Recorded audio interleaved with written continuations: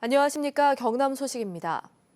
정부가 조선 해운 경쟁력 강화 방안을 오늘 발표할 예정이어서 구체적인 내용에 관심이 쏠리고 있습니다. 특히 정부가 해운 조선해양을 출자 전환해 독자 생존시키기로 한 것으로 알려져 최종 결과의 거제 지역 상공개가 촉각을 곤두세우고 있습니다. 또한 STX조선 등 경남 지역 나머지 중형조선소 경쟁력 강화 방안에 대한 정부 계획에도 지역사회가 관심을 쏟고 있습니다.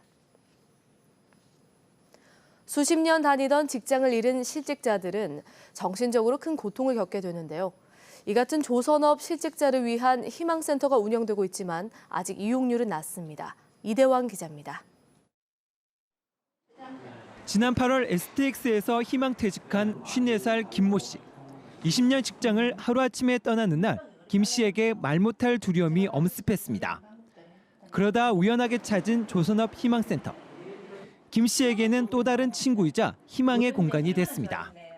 이야기를 말이 되든 안 되든 들어주는 거. 혼자 놔두면 쓸데없는 고민을 봐야 되네.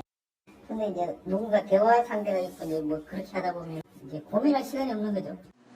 지난 8월 창원과 거제 등 전국 4곳에 설립된 조선업 희망센터. 조선업 실직자와 가족을 위한 심리 상담뿐 아니라 이력서 쓰기와 면접 방법과 같은 재취업 교육 프로그램이 큰 호응을 얻고 있습니다. 교육 내용도 참 신하고 내가 어디든 문을 두드리면 열리는 곳도 있겠구나라는 그런 생각도 들고. 귀농이나 창업 정보 등 전직 교육까지 원스톱 서비스를 지원하고 있지만 이용률은 아직 높지 않습니다. 지난 8월부터 최근까지 프로그램을 이용한 조선업 실직자는 약 4,000명. 현재 지원 대상 사업장이 7,000여 곳. 앞으로 3년 동안 실업자와 그 가족이 15만 명에 달할 것이라는 추정치에 비하면 낮은 수치입니다. 아주 힘든 상황이 되신 분들이 많으세요. 정말 하루 벌어서 하루 먹고 살아야 되는 그런 분들이 대부분이세요. 남성분들은 이런 교육을 받을 수 있는 엄두조차도 못 내세요. 희망센터가 실직자 모두의 희망이 되기 위해서 적극적으로 이용할 수 있도록 보완 대책이 마련돼야 할 것으로 보입니다. KBS 뉴스 이자입니다. 정부가 가계 대출을 줄인다며 대출 조건을 까다롭게 만들었는데요. 대출이 필요한 서민들만 더 비싼 이자를 내야 하는 형편입니다. 강지아 기자가 보도합니다. 전셋값 상승을 견디다 못해 최근 소형 아파트를 구입한 김모 씨는 은행 대출을 거절당했습니다.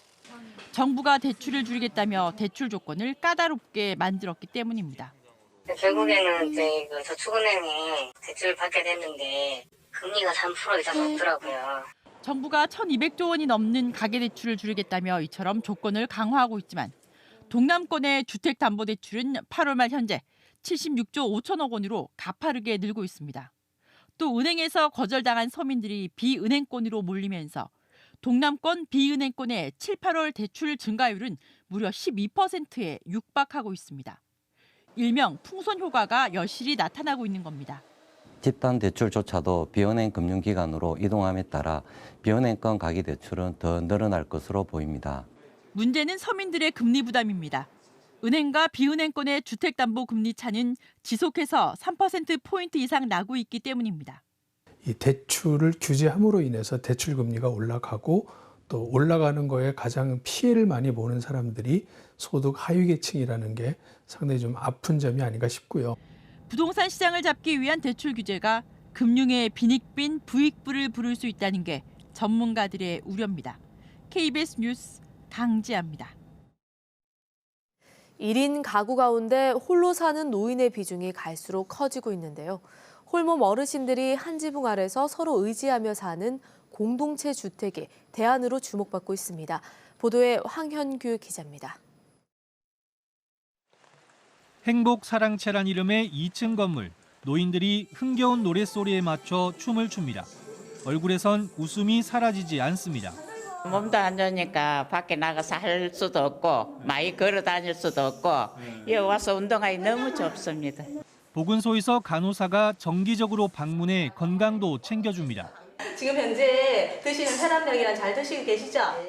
자치단체에서 마련한 공동체 주택으로 혼자 외롭게 살던 노인 4명이 입주해 가족처럼 지내고 있습니다.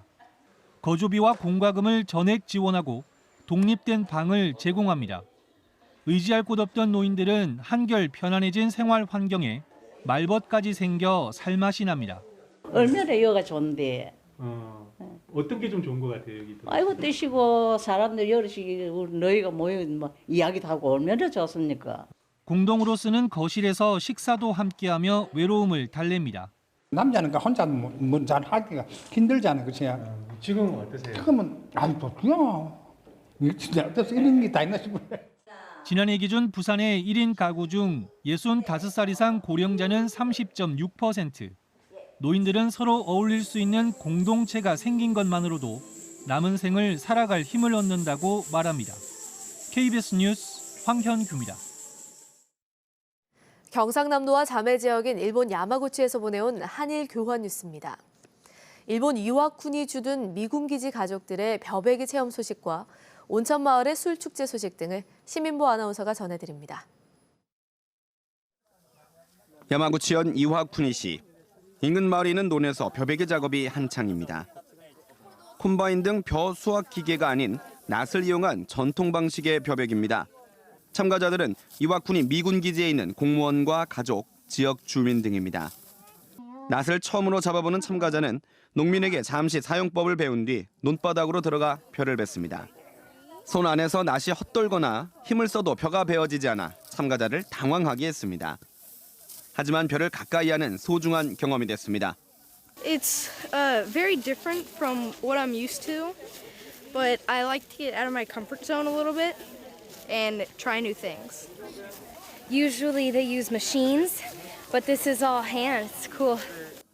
미군과 일본 주민들의 교류를 위한 벼베기 행사는 해마다 정기적으로 열리고 있습니다. 야마구치 현에 있는 20개 양조장이 참가해 술맛을 자랑하는 양조 축제가 유다 온천에서 열렸습니다. 축제 행사장 입구에서 작은 술잔을 구입하면 시음 코너의 술을 마음껏 마실 수 있는 것이 특징입니다. 시음장 8곳에서는 입맛에 맞는 전통주를 찾고 다른 술과 맛 차이를 비교해 볼 수 있습니다. 시음 대회에서는 5종류의 전통주를 마시고 종류를 맞춰보기도 합니다. 山口って結構いっぱい美味しいお酒あるので、そういうのみんなに知ってもらえるいい機会だと思いますよね。離れていても楽しいです。日本酒すごい美味しいですし、もう楽しいですね今日は。楽しいですね。 야마구치 술은 일본에서도 전국적으로 이름나 행사장을 다 메울 정도로 많은 관광객이 찾았습니다. 유다온천 양조장 축제는 야마구치현의 대표 축제로 성장하고 있습니다. KBS 뉴스 시민보입니다.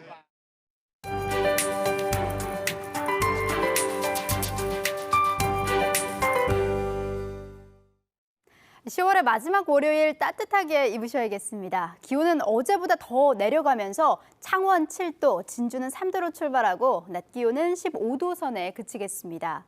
이 정도면 11월 하순에 해당되는 기온인데요. 내일은 기온이 더 떨어지겠습니다. 올가을 들어 가장 낮은 기온 분포를 보이겠고 바람도 약간 강하게 불면서 체감 온도는 더 낮게 느껴지겠습니다. 특히 내륙과 산간을 중심으로는 서리가 내리고 얼음이 얼 가능성도 있겠습니다.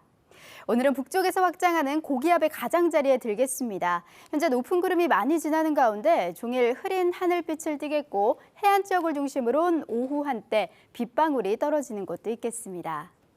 오늘은 겨울 코트 꺼내 입으셔야겠습니다. 창원 8도, 창녕과 의령 5도로 출발해 낮 기온은 밀양 14도, 김해는 15도로 평년보다 3, 4도가량 낮겠습니다. 서부 지역도 기온은 내림세를 보이고 있습니다. 진주 6도, 거창과 함양 4도로 출발하고요. 낮 기온은 남해와 사천 14도, 거창은 13도에 그치겠습니다. 바다의 물결은 0.5에서 최고 2m로 모든 해상에서 잔잔하게 일겠습니다. 기상정보였습니다.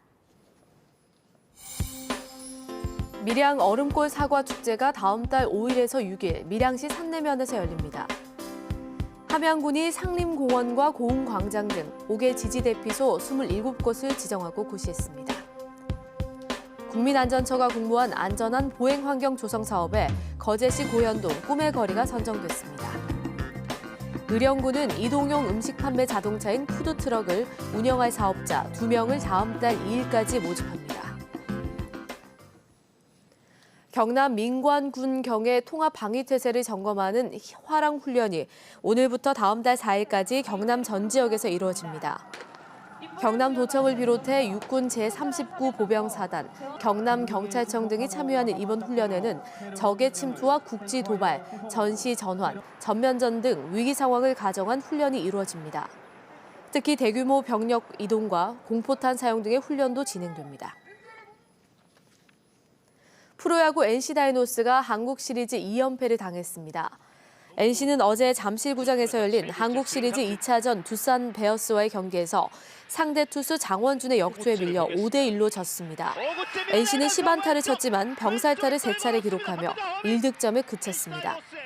한국 시리즈 3차전은 내일 저녁 6시 30분부터 NC의 홈인 창원 마산구장에서 열립니다. 내년 경남 지역에 아파트 2,200가구가 새로 공급됩니다. 경상남도에 따르면 내년 준공하는 주택을 기준으로 공공주택 6,700여 가구, 재개발, 재건축 5,000여 가구, 민간주택 1,200여 가구가 공급됩니다. 주요 공급 지역은 공공주택은 김해 진영과 창원 자은, 진주 혁신도시 등이고 민간주택은 창원 북면과 현동, 김해 진영, 거제 등입니다. 삼성전자를 비롯해 삼성그룹 계열사들이 삼성중공업 유상증자에 참여합니다. 삼성중공업은 1조 1,000억 원 규모의 유상증자에 삼성전자, 삼성생명보험, 삼성전기가 참여한다고 밝혔습니다. 삼성중공업은 유상증자로 자본금을 확충하고 최근 잇따른 수주에 성공하면 연말 재무구조가 크게 개선될 것으로 예상했습니다. 학교 납품 비리에 대한 검찰의 수사가 박종훈 경남교육감 측근 비리에서 그칠 것으로 보입니다. 검찰에 따르면 학교 안전용품 비리 의혹과 관련해 박 교육감 측근 등을 조사했지만 교육감이 연루됐거나 묵인한 정황은 확인하지 못한 것으로 알려졌습니다. 검찰은 교육감 친인척과 측근 3명에 대해 4천여만 원을 받고 학교 납품에 영향력을 행사한 혐의로 구속 기소하거나 구속 수사하고 있습니다. 그동안 난항을 겪었던 지리산 케이블카와 문성댐의 식수댐 전환을 경상남도가 재추진하기로 했습니다. 경상남도는 지난 7월 환경부가 반려한 지리산 케이블카 사업을 올 연말 재신청하기로 했습니다. 또 지난 28일 지리산 문정댐의 다목적댐 전환 등을 포함한 식수댐 정책을 국토교통부에 공식 건의했습니다. 하지만 환경단체는 국토부가 식수용 전환에 부정적인 입장을 밝힌 지리산댐과 환경부가 2번이나 부결하거나 반려한 케이블카 사업을 강행하는 것은 현실성이 없다며 반발하고 있습니다. 경남 지역 소비자 심리지수가 2달 연달아 상승했지만 여전히 비관적인 소비자가 많았습니다. 한국은행 경남본부는 이달 경남 소비자 동향을 조사한 결과 소비자 심리지수는 95.5로 지난달보다 1포인트 올랐다고 밝혔습니다. 지난 9월에도 8월보다 1.7포인트 올랐지만 전국 소비자 심리지수 101.9는 물론 기준치 100보다도 낮았습니다. KBS 뉴스를 마칩니다. 고맙습니다.